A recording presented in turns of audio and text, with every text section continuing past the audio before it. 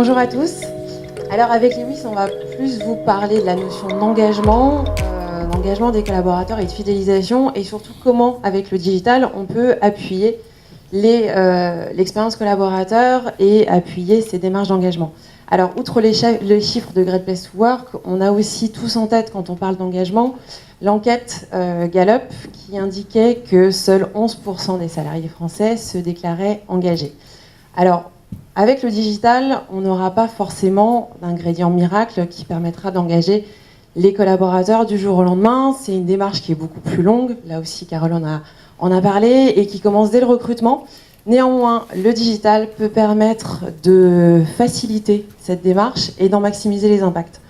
Côté d'Aveo, alors là aussi Cyril vous a présenté d'Aveo, je ne vais pas le refaire, on a essayé de réfléchir comment intégrer le digital dans l'expérience collaborateur et surtout comment aligner l'expérience candidat, où le digital est plutôt bien présent, qui a déjà amorcé sa transformation digitale, et l'expérience collaborateur, où on n'y est pas du tout.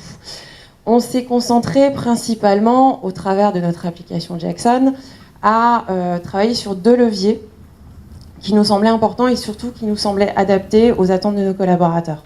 Le premier, c'était la base pour nous, c'était de fournir à nos collaborateurs une offre de service RH de qualité. Je m'explique.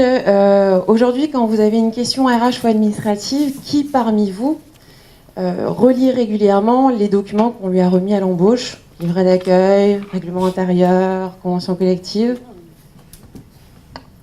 Personne? Personne. Et oui, toi? Non plus, non. Et qui dans sa vie perso, quel est votre réflexe dans votre vie perso quand vous avez une question? C'est dégainer votre smartphone et la requête Google. Et aujourd'hui, on s'est rendu compte que dans l'entreprise, les réponses aux questions des collaborateurs sur des aspects tout simples, sur des aspects administratifs, sur des process RH, étaient encore assez longs et pouvaient générer de la frustration de la part des collaborateurs qui ne comprennent pas pourquoi on ne duplique pas les usages du quotidien dans l'entreprise. Donc c'est pour ça qu'on a commencé au travers de Jackson à leur proposer des informations, des choses, des documents en libre accès, notamment le téléchargement des fiches de paye. Plus simplement, ils dépendent de personne. Il suffit en un clic de télécharger ces 3 dernières fiches de paye. Et on est allé plus loin, on a réfléchi aussi à un chatbot RH qui permettait de répondre instantanément à toutes les questions que peut se poser un collaborateur.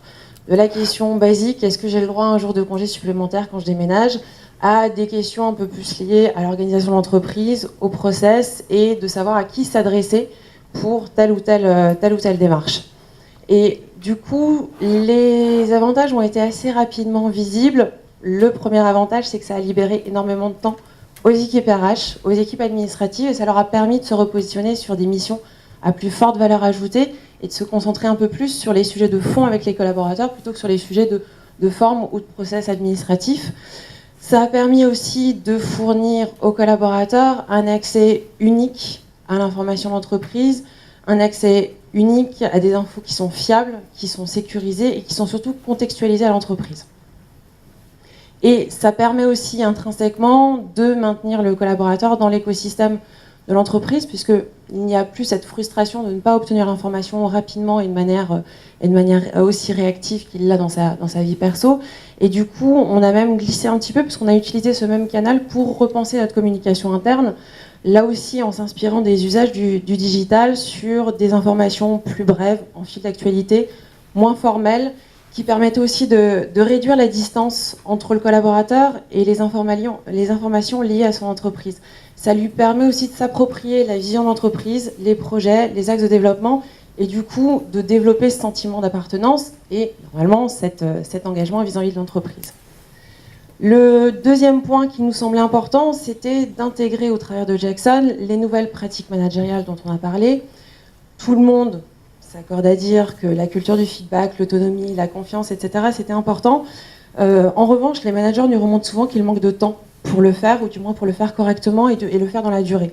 Donc là, l'idée, c'était pas de remplacer le manager par Jackson, mais de l'accompagner pour mettre en place facilement ces pratiques managériales, recueillir de l'information et gagner du temps pour mettre en œuvre ces pratiques.